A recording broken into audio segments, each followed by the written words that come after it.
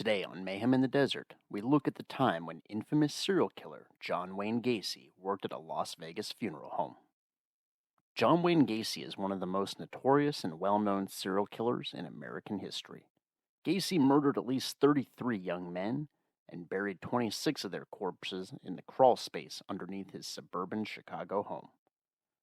At the same time Gacy was embarking on his murder spree, he presented a facade of normalcy as a husband, successful businessman, and political activist. But before he committed his first of many murders, Gacy would spend time working with corpses that he had no hand in killing while employed as an assistant at Palm Mortuary in Las Vegas. And on one lonely night, when it was just Gacy and the voiceless dead, the budding serial killer for the first time gave in to urges that had been roiling beneath the surface of his psyche. The year is 1960 in Chicago, Illinois.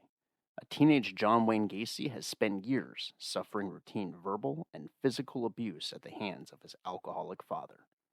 After yet another fight with his father, the 18-year-old Gacy had enough. He hopped in his car and he headed west, far from the Windy City.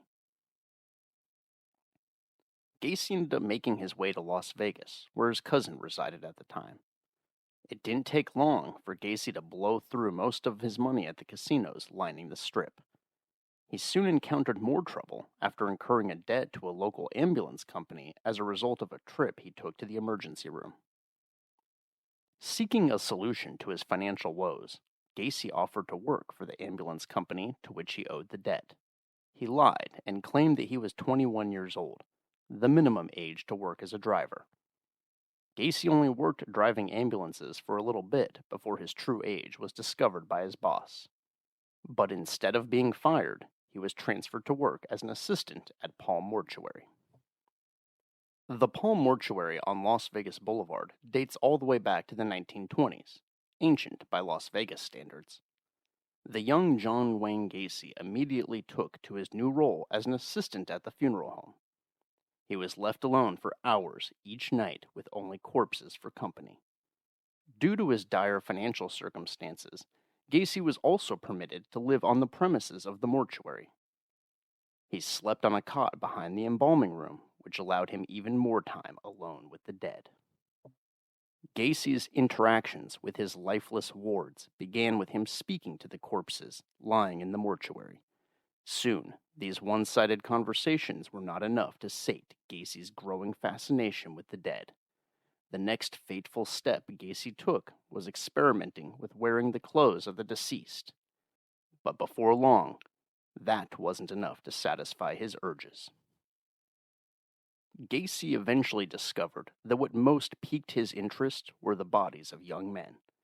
One night, Gacy became fixated on the body of a 16-year-old boy lying in the repository.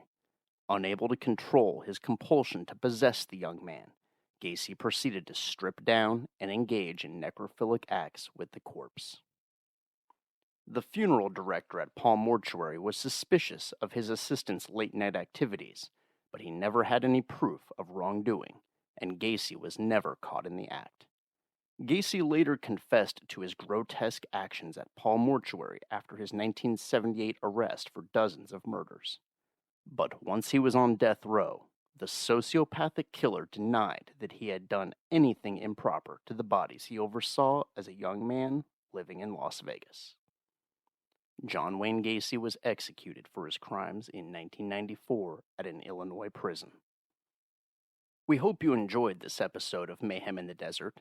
If you want to find out more about the true crime history of Las Vegas, be sure to subscribe to our channel or visit our website at mayheminthedesert.com to read in-depth true crime stories about Sin City. And remember to be careful. It's a big desert out there.